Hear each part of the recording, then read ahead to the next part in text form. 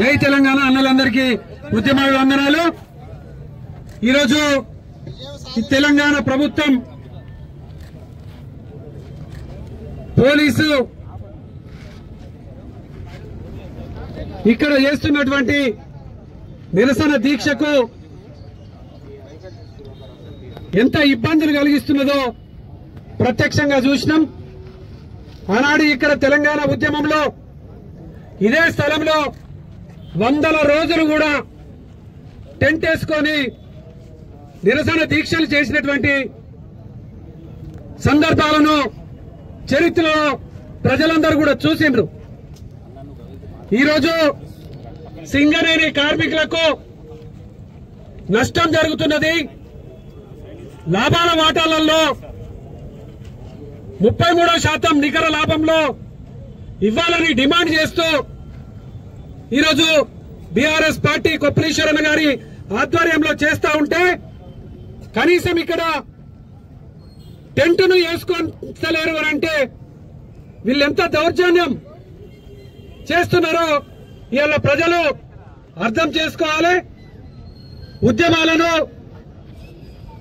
ఉద్యమకారులను అనగనొక్కాలని చూస్తే తప్పకుండా తగిన బుద్ధి గుణపాఠం ప్రజలు చెప్తారని హెచ్చరిక చేస్తూ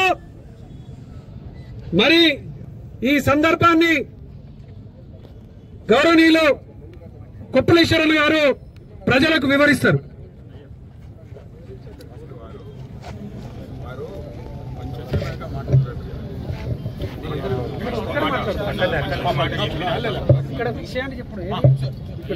చెల్లించాలి నికర లాభాలపై 33% వాటా నడిపల్లి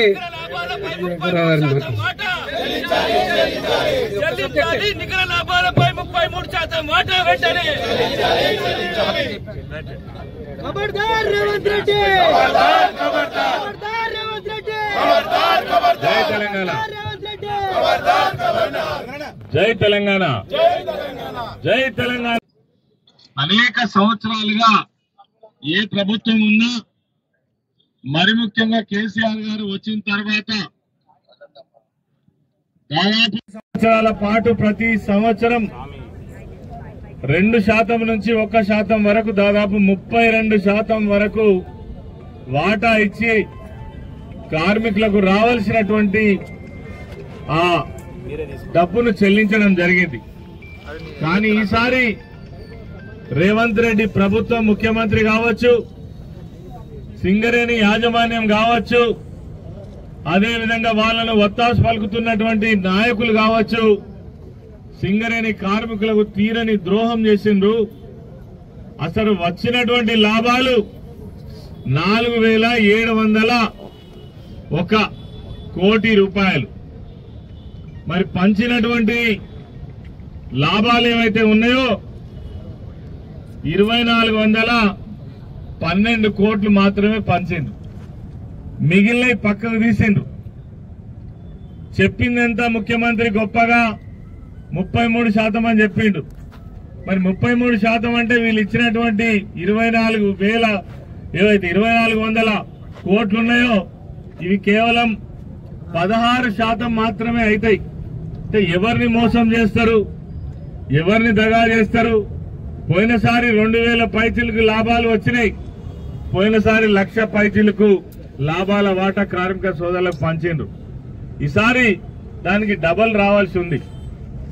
దాదాపు మీరు 4 లక్షల